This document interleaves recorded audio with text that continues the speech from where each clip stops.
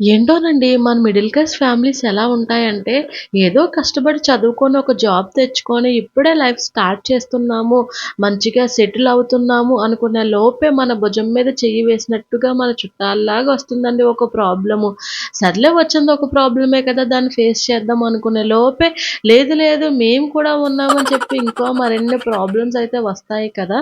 ఆ సిట్యుయేషన్ ఎలా ఉంటుందంటే, అప్పుడే చిన్న చిన్నగా బుడ్డి బుడ్డి అడుగులు వేస్తున్న పిల్లవాడికి ఒకేసారి పరిగెట్టడం నేర్పిస్తే ఏ విధంగా ఉంటుందో, సేమ్ మన లైఫ్ కూడా ఆ విధంగానే ఉంటుందండి.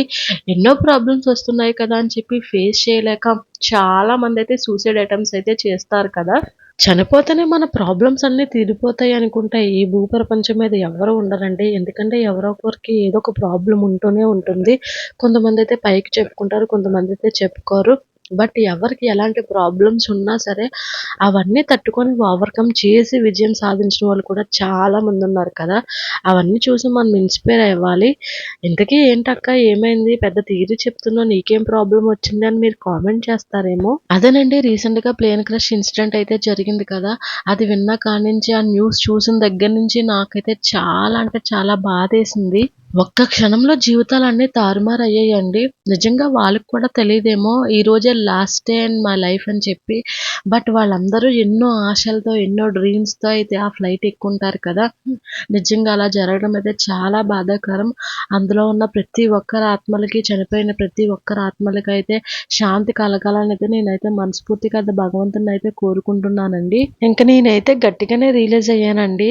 మన లైఫ్‌లో ఎన్నో ప్రాబ్లమ్స్ వస్తాయి. బట్ అవన్నీ మనం ఫేస్ చేసి, ఓవర్‌కమ్ చేసి సక్సెస్ అనేది సాధించాలని. ఎందుకంటే ఎప్పుడు ఎలా ఉంటామో తెలీదు.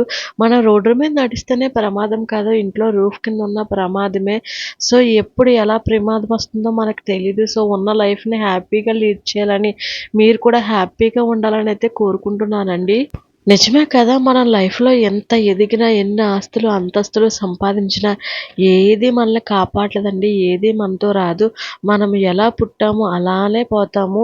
సో, మనకి దేవుడిచ్చిన ఈ యొక్క చిన్న లైఫ్‌లో అందరూ బావుండాలి. అందులో మనం ఉండాలని చెప్పి ప్రతి ఒక్కరు అనుకోవాలనైతే మనస్ఫూర్తిగా కోరుకుంటున్నానండి.